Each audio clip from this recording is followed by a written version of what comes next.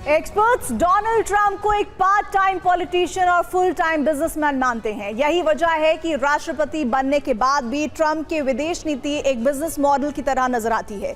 वो जो करते हैं उसके केंद्र में मुनाफा छिपा होता है। लंबी बातचीत और रुक रुक कर बरसते बारूद के बाद अमेरिका और ईरान के बीच 14 सूत्रीय एमओयू पर सहमति बन चुकी है, जिसके बाद फाइनल समझौते के लिए 60 दिन तक बातचीत होगी। लेकिन एक्सपर्ट्स मान रहे हैं कि डोनाल्ड ट्रंप का इरादा शांति नहीं बल्कि युद्ध है, और इसकी वजह डोनाल्ड ट्रंप की वो धमकी है जिसके पीछे अरब से 20% टैक्स वसूलने की साजिश छिपी है।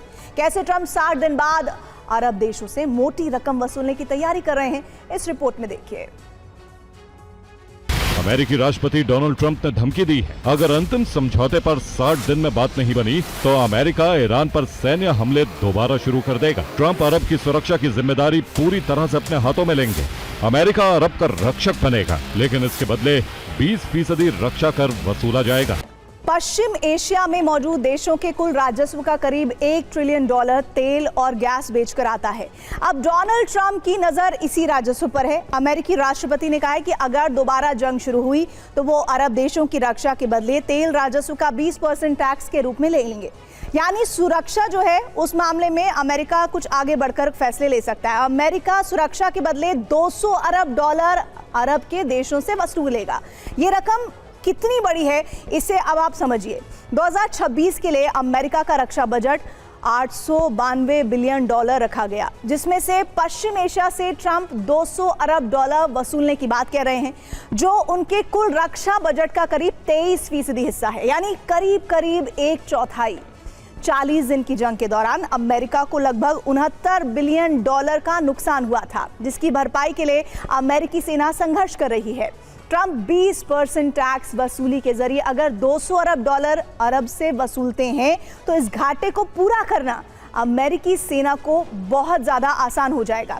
सिर्फ इसी रकम से अमेरिकी सेना 80 दिन जंग लड़ने का गोला बारूद भी खरीद सकती है, जिसमें नंबर 1 है परमाणु कार्यक्रम, नंबर 2 ईरान पर लागू प्रतिबंध, नंबर 3 ईरान की आर्थिक पुनर्निर्माण योजना, जिसके लिए कम से कम $300 अरब के बजट की बात कही गई। दरअसल 14 सूत्रीय एमओयू के मुताबिक सहमति बनी है कि हॉर्मुज से अमेरिका नाकाबंदी हटाएगा।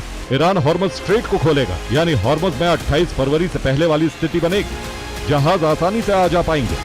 देखिए, 14 सूत्रीय एमओयू के मुताबिक हॉर्मुज और फ्री संपत्ति पर सहमति तो बन चुकी है, लेकिन संशय अब भी बरकरार है, और इसकी वजह है दोनों तरफ से हो रहे दावे और सामने आ रही मीडिया रिपोर्ट्स। ईरान की माने तो ईरान की तरफ से हस्ताक्षर होते ही अमेरिका ईरान के $12 बिलियन की संपत्ति को बहाल करेगा, यानी इसे वार्ता शुरू होने से पहले ही ईरान को सौंप दिया जाएगा। वहीं अमेरिका क्या दावा कर रहा है? अमेरिकी अधिकारियों के हवाले से जो जानकारी आ रही है वो ये कि अमेरिकी मीडिया रिपोर्ट्स ये बता रही है कि ये बात गलत है, यानी इसका खंडन हो रहा है। दावा है कि बातचीत शुरू होने से पहले कोई फ्री संपत्ति बहाल नहीं की जाएगी। ईरान के इन दावों का मनगढ़ंत उसे करार दिया जा रहा है। इधर हॉर्मुज स्ट्रेट पर भी इसी तरह के सवाल उठा रहे हैं।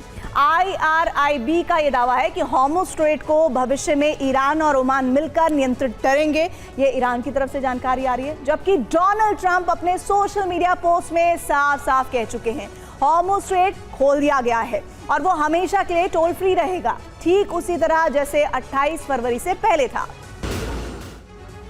दरअसल हॉर्मुज की खाड़ी में बारूद बरसने ही वाला था। जिनेवा से एक बड़ी खबर इस दरमियान आई। अमेरिका और ईरान के बीच पर्दे के पीछे एक ऐसी डील तैयार हुई है जिसने पूरी दुनिया को चौंका कर रख दिया है। पाकिस्तान, कतर और ओमान की गारंटी पर 60 दिनों के युद्ध विराम का रास्ता तो साफ दिख रहा है, लेकिन पेच अभी भी ट्रंप और मुश्तबा खामेनेई के बीच यूरेनियम सरेंडर को लेकर फंसा हुआ है। क्या शुक्रवार को इस समझौते पर फाइनल मोहर लग जाएगी या ट्रंप एक बार फिर यू टर्न लेंगे? अब खाड़ी का भविष्य मुश्तबा और ट्रंप की कूटनीति पर टिका हुआ है। इसके लिए अमेरिका, ईरान के अलावा पाकिस्तान, कतर, ओमान और स्विट्जरलैंड की भूमिका सबसे अहम रहने वाली। हालांकि ईरान और अमेरिका समझौते में 2 पार्टी हैं, जबकि बाकी 4 देश मध्यस्थ की भूमिका में। आपको एनिमेशन के जरिए दिखाते हैं एमओयू की इनसाइड स्टोरी। कैसे 4 देशों ने ईरान को गारंटी देकर समझौते की नींव रखी। पाकिस्तान ने समाधान की पहली कोशिश की थी। हालांकि इस्लामाबाद वार्ता फेल हुई, फिर भी पाकिस्तान अमेरिका के कहने पर डटा रहा। सीज फायर का पहला ड्राफ्ट बनाया गया, उसकी जानकारी पाकिस्तान को भी थी और इस दौरान पाकिस्तान लगातार अमेरिका ईरान के संपर्क में रहा। दूसरा देश ओमान, जिसने ईरान को समझौते के लिए तैयार किया। ओमान ने होर्मुज मुद्दे को लेकर मध्यस्थता निभाई। ओमान ने ईरान के साथ मिलकर ड्राफ्ट बनाया। ओमान की वजह से ही होर्मुज में 60 दिन के लिए हमले रोके जा सकते हैं। तीसरा देश है कतर, जिसने अमेरिका को इसके लिए तैयार किया। मस्कट के जरिए बातचीत लगातार की गई। कतर ने अमेरिका को ईरान की संपत्ति मुक्त करने के लिए तैयार किया। समझौते पर सहमति के वक्त कतर का प्रतिनिधिमंडल तेहरान में ही था। चौथा देश है स्विट्जरलैंड, जो दोनों देशों को संपर्क में लगातार करे हुए था, यानी कि संपर्क का जो सूत्र था वो देश था स्विट्जरलैंड, जो आधिकारिक तौर पर कूटनीतिक मध्यस्थ का काम करता रहा। स्विट्जरलैंड के जरिए गोपनीय संदेशों का आदान प्रदान किया गया। डील को फाइनल रूप देने के लिए ऑफिशियल चैनल की भूमिका निभाई। पहला मुद्दा ईरान का यूरेनियम, दूसरा मुद्दा ईरान का मिसाइल कार्यक्रम, तीसरा मुद्दा ईरान की सीज संपत्ति, चौथा मुद्दा हॉर्मुज का कंट्रोल। ईरान की कई देशों में संपत्ति सीज है, जो करीब 2.6 लाख करोड़ है। इराक में ईरान के 1 लाख करोड़ की संपत्ति सीज है, जबकि कतर में सीज करीब 50,000 करोड़ की संपत्ति ईरान छुड़ाना चाहता है। इसी तरह दक्षिण कोरिया में भी 50,000 करोड़ की संपत्ति जब्त है। यूरोपीय देश लग्जमबर्ग में 16,000 करोड़ संपत्ति ईरान फ्री कराना चाहता है, जबकि जापान में भी 12,000 करोड़ की संपत्ति रुकी हुई है। इसके अलावा विश्व बैंक के खातों में ईरान के 25,000 करोड़ ब्लॉक हो गए हैं। अब यूरेनियम को लेकर ट्रंप ने कहा है ईरान को यूरेनियम सरेंडर करना ही होगा, लेकिन मुस्तफा खामनेई इसके लिए तैयार नहीं।